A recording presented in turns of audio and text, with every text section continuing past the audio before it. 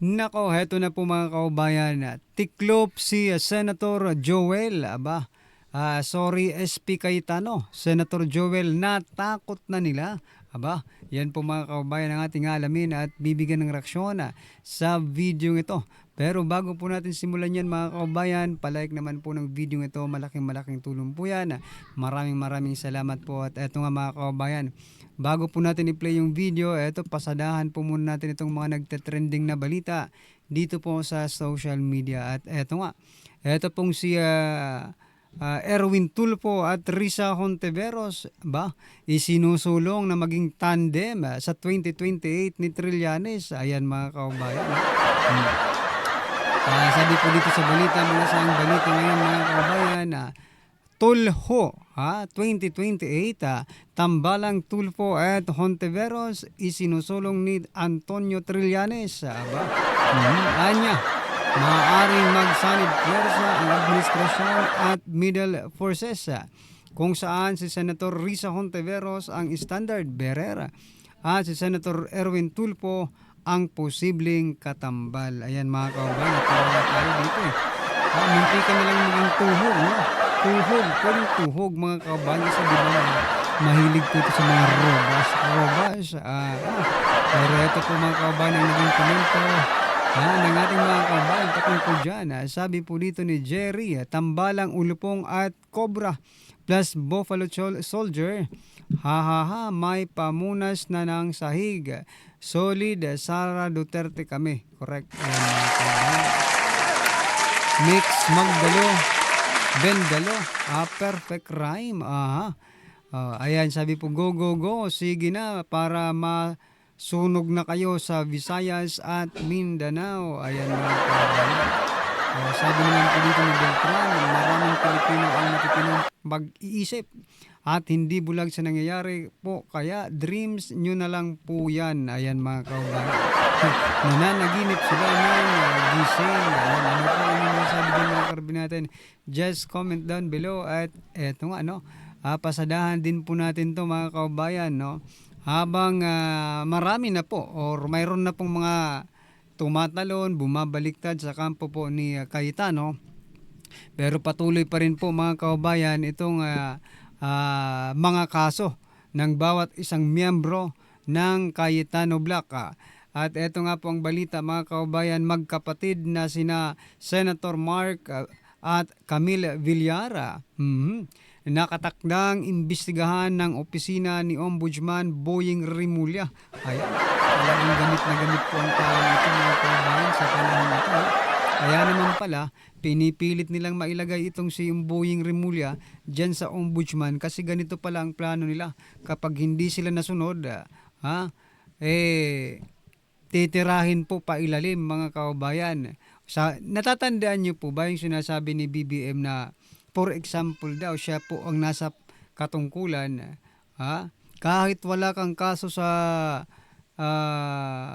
tax, di ba? Sa BIR, gagawan kita ng kaso, sabi niya, di ba? It is circulating online mga kabayan, yung ano niya, yung pahayag, no? Matagal na yun pero syempre kailangan natin i-connect sa ngayon, no?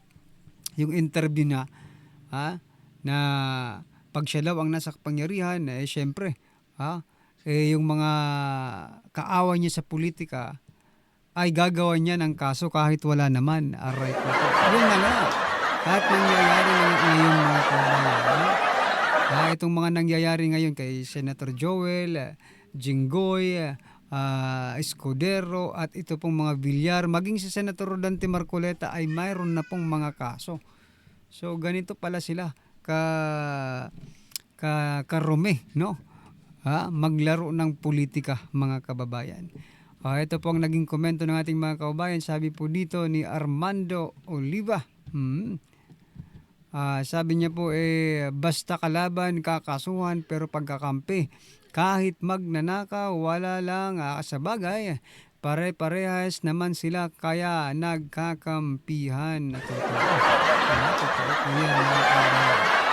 Sabi naman po dito ni JLRT, tangin ng asong di Bagaga, lahat iniimbestigahan maliban sa mga buwaya.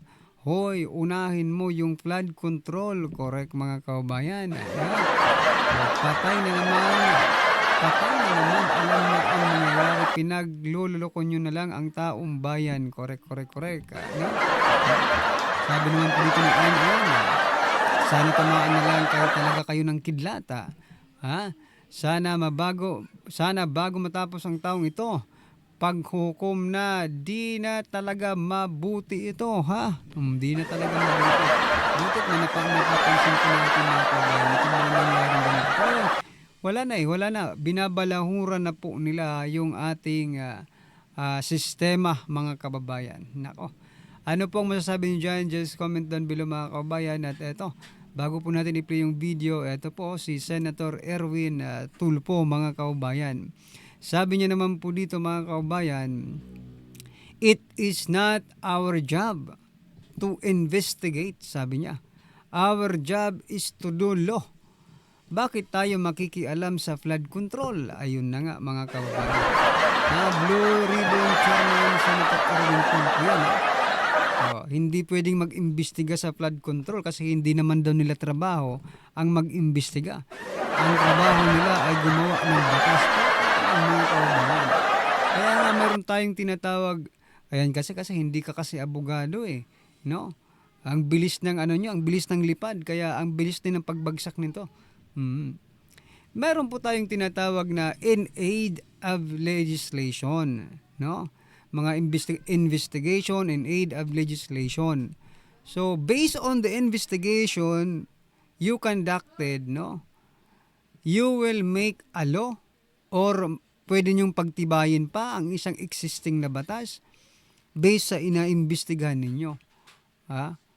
Siguro hindi ko alam kung naiintindihan ko ba yung Senator Tulfo sinasabi na hindi sila mag-investigate kasi gumagawa lang sila ng batas.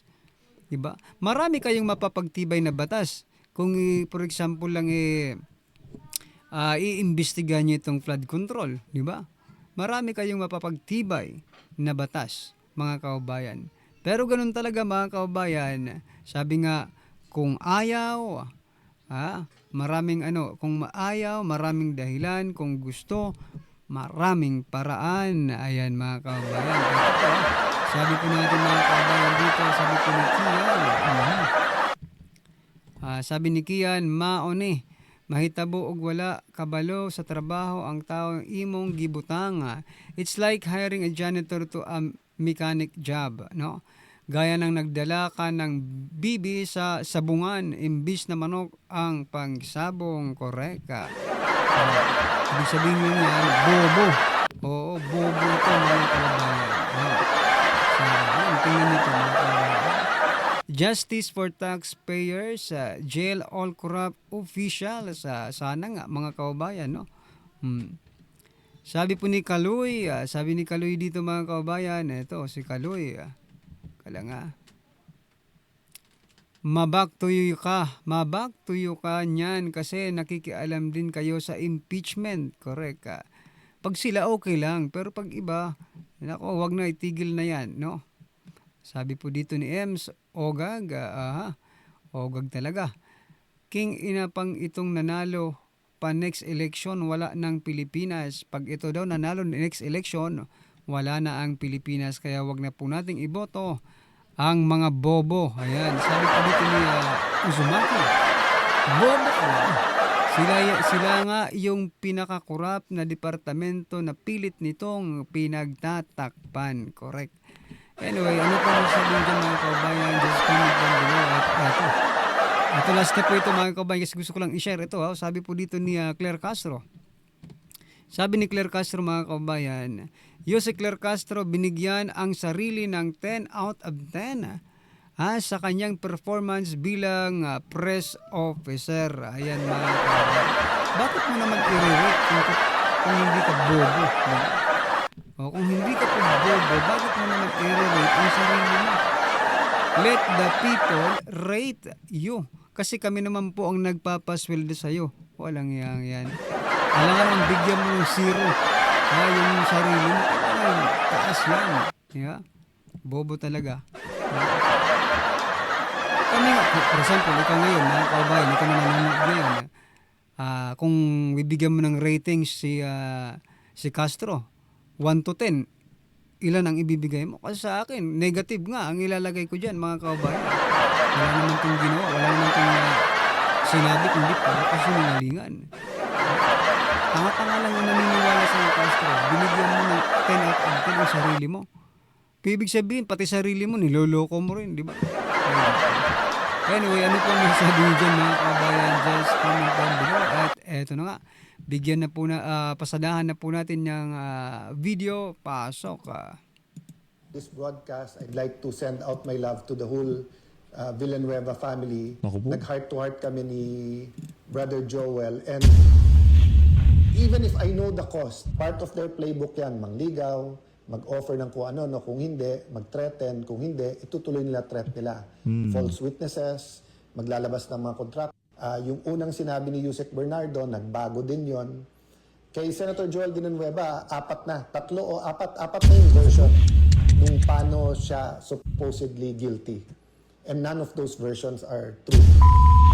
Dito sa video na to magkakaalaman na ho tayo kung bumigay na nga ba itong si Senator Joel Villanueva. Kasi base ho dito sa pinaka-latest na live nitong si SP Cayetano, tila bagang nagpapahiwatig na itong si SP Alan na kung saan hindi naman lingid sa akalaman ng ating mga kasama dito sa PH Update.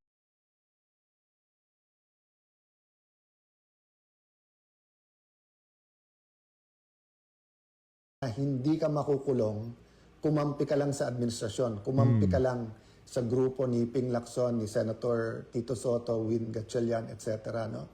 So, may kosto, mga kababayan, ang kalayaan at independence ng Senado, independence ng Philippines. So, hinihila tayo ngayon ng China at saka ng US in different ways. No? But kaya sabi ko, we don't need to be anti-China or anti-US to be pro-Philippines. You can be pro-Philippines without being anti-anyone. Kailangan lang independent ka. Hindi ka dependent kahit sa ibang bansa. That's what it means to be sovereign. Hindi ka kumukuha sa outside influence. That's what it means when we say God is sovereign. He will do what He wants to do because He does not need outside forces. Hindi ako sovereign because I'm not perfect and I need God to sustain me. And God uses people, uses your prayers, uses your support, uses purpose to sustain. So the point I want to make today is that kung may cost ang independence, meron din pong cost kung hindi tayo lumaban. Kung hindi lumaban ang ating mga national heroes during the Spanish time, it would have been harder during because there would not be reforms and we might still be a colony to this day. Kung walang cost yung paglaban sa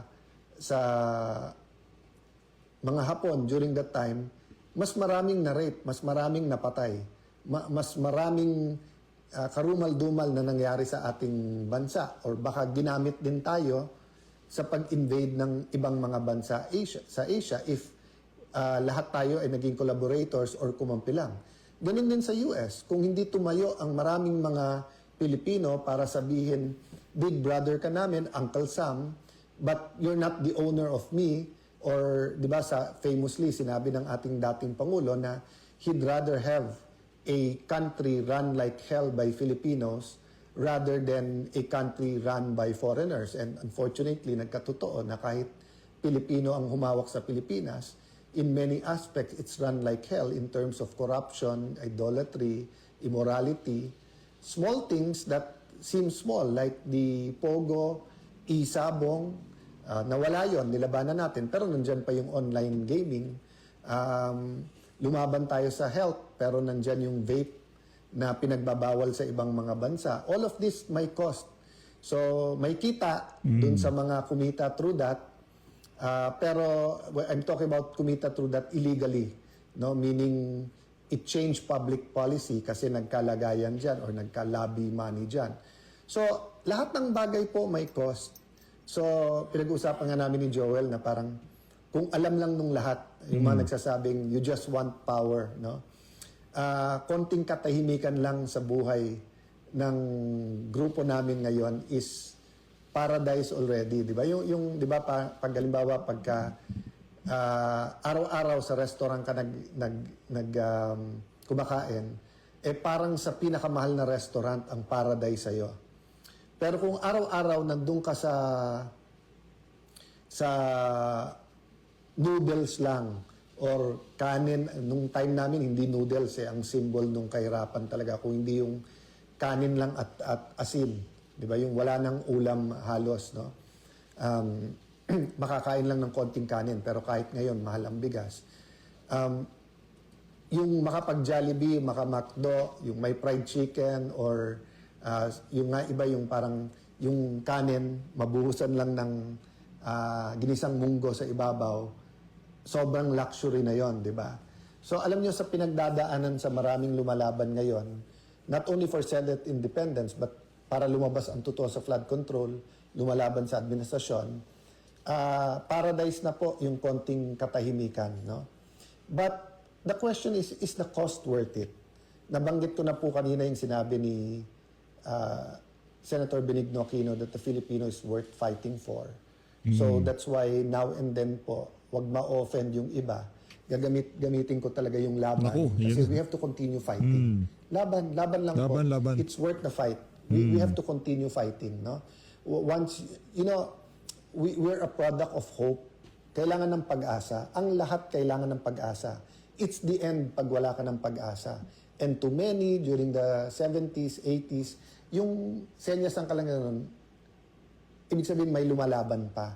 So, even yung daily na laban namin sa Senate na parang isa-isa lumalabas na yung totoo, na yun, sila pala ang nagpapasok sa NBI, sila Senate President Soto, coordinated pala yun. Yung Wednesday, May 13 na sinisisi sa amin ay yung pala ay alam din nila nung iba na nandyan sa labas, armado, tapos imbestigahan, wag imbestigahan. Hanggang ngayon, hindi inimbestigahan. And then yung walkout na parang tama sila, wag palitan yung rule na walang one-day notice. Ngayon, nakita nyo, binasura na yung rules, binabasura yung constitution, pinalitan yung rule kung sino magpre-preside sa impeachment. Tapos,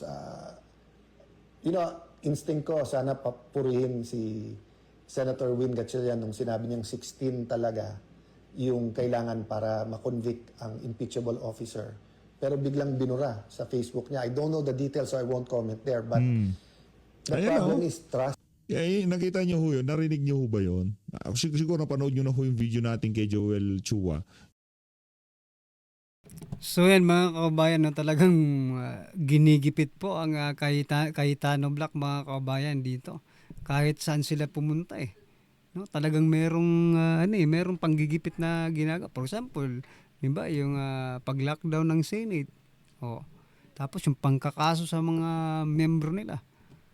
Kaya nga mahirap paniwalaan nitong si Boying Remulla, mga kababayan, na sabi niya hindi sila pinupolitika, 'di ba? Pero kung titingnan mo, wala ka namang kinasuhan na sa kabilang kampo. Puro dito sa kay Cayetano, 'di ba? At puro mga senador ang kinakasuhan mo. Sabi nga natin, mga kababayan, unahin mo yung flood control. Pero wala, 'di ba? Ngayon si Villar naman ang binibira ni Boying Remulla. Para lumipat din doon sa kabila. Ay nako. Anyway, ano pong yung masasabi dyan, mga kababayan? Just comment down below at syempre huwag mong kalimutang i-like ang video ito. Malaking tulong po yan. Maraming salamat po.